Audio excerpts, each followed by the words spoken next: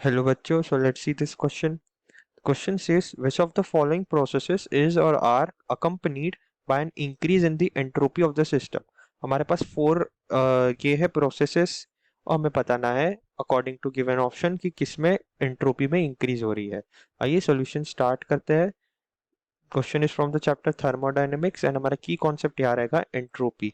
Entropy क्या होता है और एंट्रोपी किस पे डिपेंड करता है, सो हम वो जान लेते हैं पहले, उसके बाद सब बाकी फोरों चारों इससे देखेंगे. So entropy is directly proportional to degree of randomness of the system.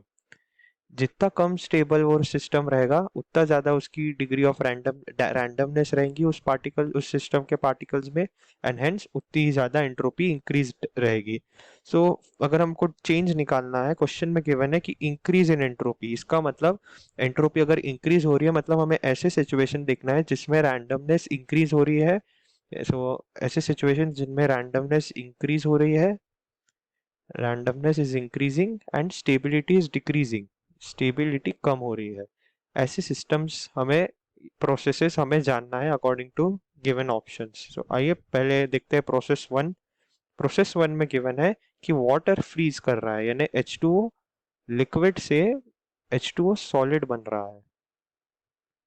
अब as compare to liquid, solid का जो फ्रेमवर्क है वो ज़्यादा स्टेबल है, it is more stable and hence ये ज़्यादा स्टेबल है. इसमें जो पार्टिकल्स है वो फ्रीली मूव उतने नहीं करते जितना लिक्विड स्टेट में करेंगे.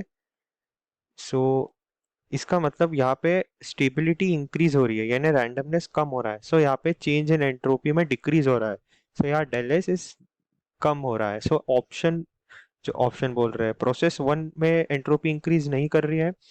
प्रोसेस टू में कहता है कि iodine sublimes at room temperature. Iodine solid sublimation होता है. सब्लिमेशन का मतलब डायरेक्ट सॉलिड टू गैस में कन्वर्ट होना विदाउट एनी लिक्विड फेज. यहाँ पे हम देख सकते हैं कि as compare to solid, gas का जो फ्रेमवर्क है वो कम स्टेबल है. इसका मतलब स्टेबिलिटी कम हो रही है.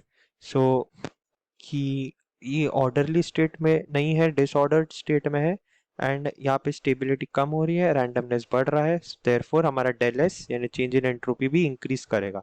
सो यहाँ पे इंक्रीज इन एंट्रोपी पॉसिबल है. अब प्रोसेस थ्री में कहता है कि a building is constructed from bricks and mortar. एक बिल्डिंग को ब्रिक्स एंड मोर्टार से कंस्ट्रक्ट कर रहे हैं, यानी एक आप समझ लिए ब्रिक्स, ये ब्रिक्स है, इससे एक स्टेबल फ्रेमवर्क बनाया जा रहा है ऐसा. तो हम कह सकते हैं कि यहाँ पे स्टेबिलिटी इंक्रीज कर रही है क्योंकि रैंडमनेस अब कम हो जाएगी, एक ऑर्डरली स्टेट में प्रेजेंट हो चुका है. यहाँ स्टेबिलिटी इंक्रीज हो रही है, रैंडमनेस कम हो रहा है. सो एंट्रोपी में जो चेंज होगा वो भी डिक्रीज होगा. सो डेल एस यहाँ डिक्रीज हो रहा है, तो ये भी नहीं होगा हमारा. प्रोसेस फोर कहता है कि a partition is remove to allow two gases to mix. इसका मतलब मिक्सिंग हो रही है, और जब मिक्सिंग होती है, सो जब हम दो गैस को मिक्स करेंगे तो रैंडमनेस इंक्रीज होती है.